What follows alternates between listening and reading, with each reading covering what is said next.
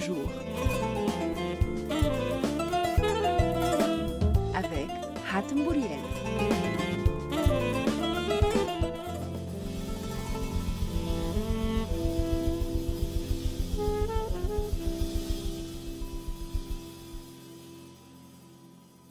Bonjour à toutes et à tous. J'ai le plaisir de vous retrouver avec la complicité de Wafa Bouzaïda pour ce nouveau numéro d'Au jour le jour.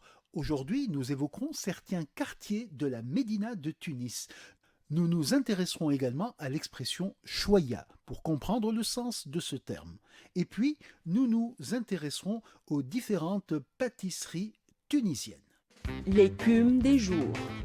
Dans la Médina de Tunis, il existe plusieurs quartiers qui ont été fondés successivement selon les périodes historiques. Ainsi, à Tunis, du côté de Turbat el-Bey, il existe un quartier qui est qualifié de quartier andalou.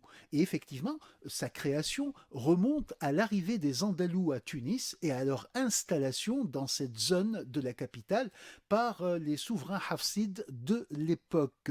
Même chose un peu plus haut du côté de Souk Truk, dans les souks de Tunis, eh bien, il existe un quartier ottoman qui s'est développé autour de la grande caserne qui est devenue aujourd'hui l'hôpital Aziza Othman et autour de cet axe principal qui est le Souk Truk, un souk qui se nomme souk des Turcs et qui dans le temps rassemblait des tailleurs turcs.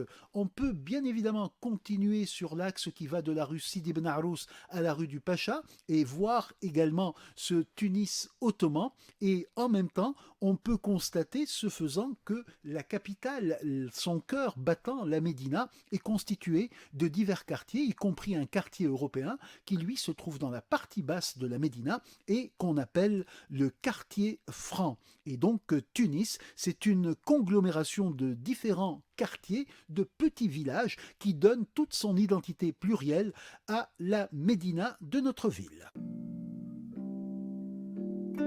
Parlons tunisien.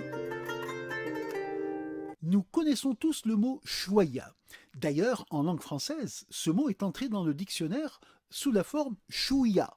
Et donc ce terme signifie un tout petit peu, une quantité minime, et on l'utilise bien évidemment à propos de mesure du temps comme à propos de toute autre forme de mesure. Le mot chouïa revient très souvent dans notre vocabulaire et on l'utilise véritablement au quotidien. C'est intéressant de constater qu'il est passé dans la langue française et que le terme est d'ailleurs utilisé de manière internationale. On dira un chouïa ou bien chouïa comme nous le faisons nous autres au quotidien.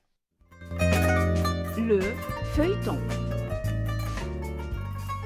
Notre feuilleton cette semaine va nous permettre de nous intéresser au goût pâtissier et nous commencerons aujourd'hui avec la samsa qui est véritablement l'un des gâteaux les plus succulents de la tradition locale et cette samsa, ces feuilletés aux noisettes en général ou bien à l'amande sont très prisés par le public et font partie intégrante de la tradition pâtissière tunisienne. On les trouve un peu partout, ils sont déclinés de diverses manières et constituent véritablement un repère dans nos pâtisseries. La samsa à ne pas oublier et nous essaierons de décliner différents gâteaux tout au long de la semaine pour nous offrir un feuilleton pâtissier cette fois-ci.